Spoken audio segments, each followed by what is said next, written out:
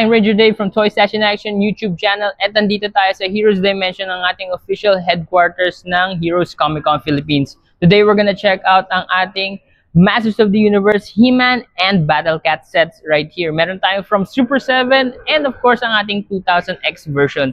So syempre, if you're into classic guys and you want something for the adult collectors, ito ang ating Super 7. So you can check it out right here guys. Ang ganda ng detail and of course para to dun sa mga nagla-love ng classic look ni He-Man, diba? Siyempre, look at that. It looks great and nice. And of course, if you're into my age, which is I'm already 26 guys, but going right here, you got the 2000X version yan. So this is the one that I grew up personally and I love this particular He-Man and Battle Cat.